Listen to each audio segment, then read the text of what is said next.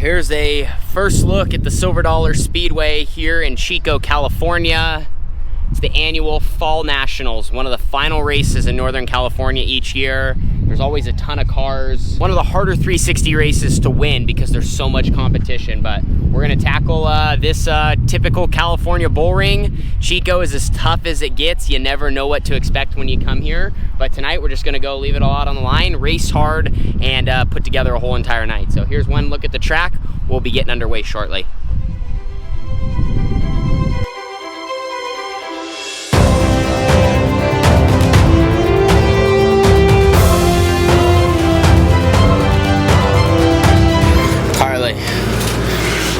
What do we draw? 26. So going out fairly early.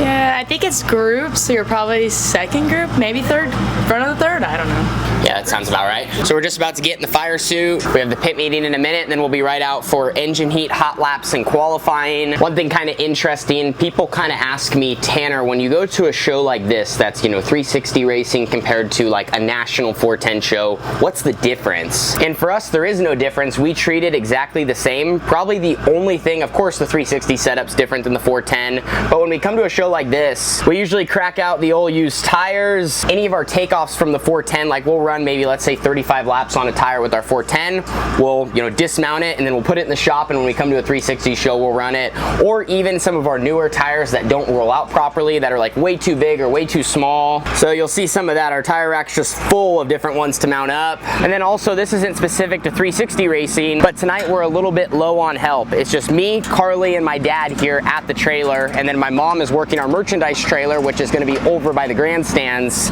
Might make for a more chaotic night. Yeah, faster pace in the pit area. Yeah, definitely a faster pace, but nothing we can't handle. I have to agree with Carly. Hopefully we unload close here and we just have to make minor changes throughout the night. Anyway, I'm gonna be heading to the pit meeting, and then we'll be getting in the car and get it all fired up.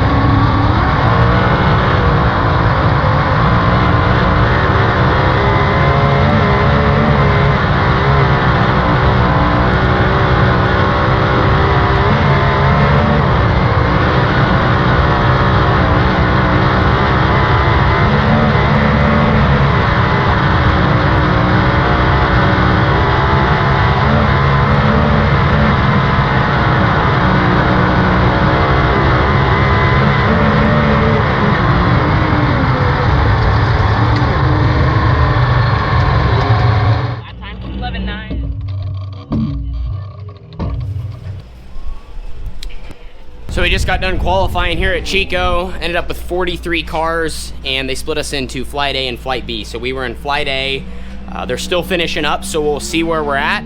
After we went, we were third overall. Honestly, been pretty happy with the car so far. We hot lapped, and immediately, you know, I felt comfortable. I was just on the loose side, but not like loose spinning out. I just was going all the way around the track and just felt like I was lacking grip. Almost like the car's turning so good that it's not actually completely gripping up and driving straight. So here at a bull ring, you gotta be careful. It's easy to be like, all right, let's make a bunch of changes just to really tighten this thing up, but you can't always do that. It's easy to jump from one side to the other, and then all of a sudden you can't even get the thing rotated. So we're creeping up on it. We were still a little loose in qualifying, but I felt like we were better, and we gained almost half a second in time. Also, the racetrack sped up a little bit, so we'll see where we end up. It's important though that we try to stay like in the top 4. That will really help us rolling into the heat. So they just wrapped up all cars qualifying. We ended up 6th quick in our flight, and man, the times were so close. The difference in 1/10 basically would have put me at the top of the board, and I feel like where I probably lost my time was off of 3 and 4. Got through 1 and 2 good. I was able to like confidently bury my car, you know, in the color change, you know, basically in the darker dirt, which is good. Like I told you, we kind of tried to free my car up to get around. That's how you have to get around these bull rings. Your car cannot trip on the right rear. You can't be tight. You lose too much time, but there is a fine line. You also also can just be so loose that you're spinning the tires all the way around. So we're trying to find that happy medium. Ended up 6th quick. Obviously wish we would have been a little bit better, but we're going to be on the front row of our heat race, and it's kind of like the high limit format. So the winner of the heat is going to go to the dash and the fastest qualifier. So for us starting front row outside, we got to try to get the jump. We got to try to win this, and as far up front as we finish helps us for starting in the A main event. But they're working the track. You can see how they work the bottom, and then they also tilled the top. It's going to be key for us. Like I said, we got to get a good start here and try to lead all 8 laps and lock ourselves into the dash. If we can get in the dash, we're going to be guaranteed to start in the first 4 rows of tonight's A main event.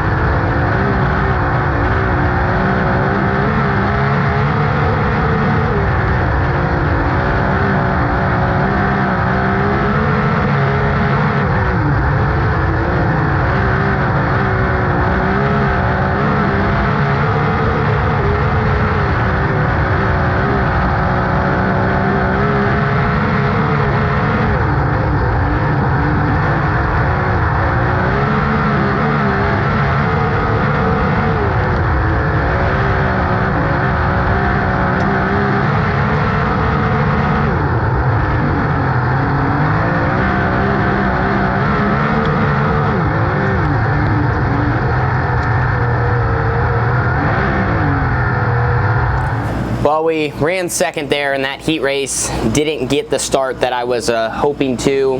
I just was trying to time it and simply didn't time it. I also think I kind of got close to the car on my inside, almost like we were tight Nerf bar to Nerf bar, and when he took off, like I was worried that my car almost like we were going to hit for a second, so I lifted, and then that, you know, put me a car length and a half back, right? Then I couldn't do anything into turn 1, and I felt like actually, me compared to the leader, I was better in 1 and 2, and I felt like we were more even in 3 and 4, so that kind of kept a gap between us. And then on the last lap, I tried the bottom, which I kind of was trying a little earlier in the race, but I never ran it hard enough. They had just worked it before we went out, so it was still slimy, so you had to be careful, and that's kind of why, like, I was kind of just trying to hit it, and then the last corner, I just, like, whatever, drove it in, carried more speed, and I honestly, if I could have done that maybe 2 or 3 laps before and just did that, probably could have got right there and had a shot at winning that heat race. So now we're going to start right behind the dash cars. We're going to see what they do to the track. It is starting to slicken off, slow down, and guys are still just ripping around the high side, and the curb is starting to build up. Out here walking the surface. Both corners are so different. Track's really, really wide. It's just got grip in weird spots, and it's slick in others, and then it also has a cushion. 3 and 4 is right on the ragged edge. You can't get any higher. So yeah, it's gonna be interesting how this race is. We still have more laps to go, but this was a nice break in the action for us just to kind of look and see what we have to work with and try to make adjustments based on, you know, what we're gonna see coming up and what we're looking at now. So as we prepare for this A main event, we got 30 laps, and we're gonna be starting 9th, 5th row inside. It's really important, since we're kind of close to mid-pack, that we try to move forward. On these bull rings, so much can happen, so we got to try to get in a safe position where we can attack, try to move towards the top 5, move towards the front runners, and have a shot at getting a good result out of this race.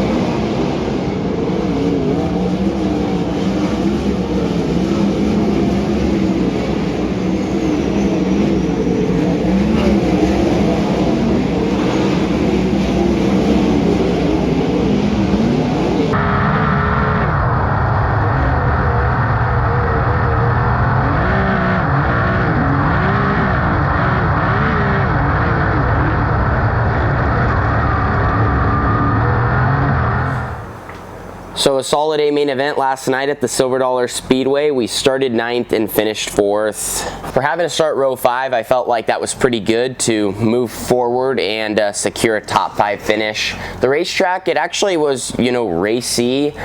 It was dominant on the top side of 1 and 2 and the bottom of 3 and 4. You could also make like a lane off the bottom in 3 and 4 work. There was just so much grip, so it was constantly throwing like material across the track. So it would go through phases where there was a little bit of grip more in the middle, and then, you know, sometimes where guys were just hugging the bottom. Overall, can't complain though. Car's in one piece, and we're doing some maintenance now to get ready for the second night. Really, where I would like to be better, if the track condition was exactly the same and we could do the A main event over, is I just wish I could have made more speed down in 3 and 4. I watched the guys ahead of me. Some guys could charge the corner, some guys could, you know, like I said, run that lane up.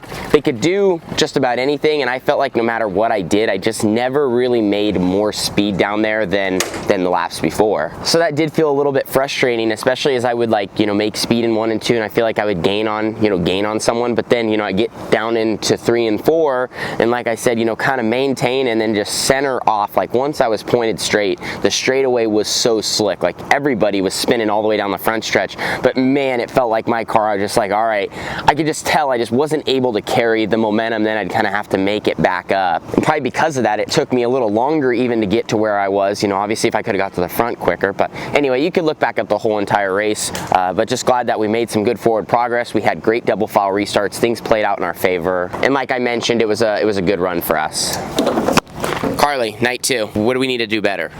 Get through 3 and 4. I mean, no, all night it went really well. We showed really good speed. I felt like you said, you felt really comfortable, and so I think that was one of our main goals. And so now going into night 2, we're gonna shoot for a win, and if not, podium. That's right. Carly is on track. For us, it's getting our race car where it needs to be. And I didn't say it at the beginning, but I was kind of alluding to is like after the tough swing that we had, part of why we wanted to come to Silver Dollar, a place that even for us hasn't necessarily been the greatest racetrack. We've struggled a lot here too. Just come here after all those hard 410 races that we ran and just race. Throw everything out the window. Obviously it being a 362, and we feel a lot more confident in our 360 stuff, but just throw everything out the window, all of our season, whatever anyone's saying, just go out there and just drive, and like let's just build and go kind of back to the basics in a way. Like, how do you put together a whole entire night? How do you get around the racetrack? You know, what can you do better? Obviously you do all that stuff too when you're racing against the Outlaws and high limit, but man, it's so difficult. Gosh, when you're with them, you just got to be so on it, and we know we can compete at that level when we're at our best, but man, when you're anywhere in between, it is so tough because those guys are so quick, and we want to build our program to where we can run with them consistently, and we want to beat them. And so sometimes you just have to go back to square one, and we felt like that's what we want to do this weekend, and we want to continue into the next night. Anyway, big thank you to Shane DeWald Trucking, DZ, Canopy Country, Earth Environmental, Carbon Works, Bullseye Design and Print, Rod and Supply, Triple X, Tie 22 Champion Car Wash, Alender Butsky Engineers, The Boss, Steck, QRC, Veenendahl Trucking. Up top we got Orville Tax. This is their home track, super cool there. Diamond Roofing Company, ABC Powder Coating. We also got Fast 4 Media and Pit Stop USA and some other partners. There's a lot that makes this race car go around, and you fans are a big part of it as well. So we're gonna get after it. Thank you for watching. That's our top 5 run at the Silver Dollar Speedway. Our goal, like Carly said, is to be 3 spots better and you know, compete on the podium and try to take down the Fall Nationals. So we'll see you in the next one. Deuces.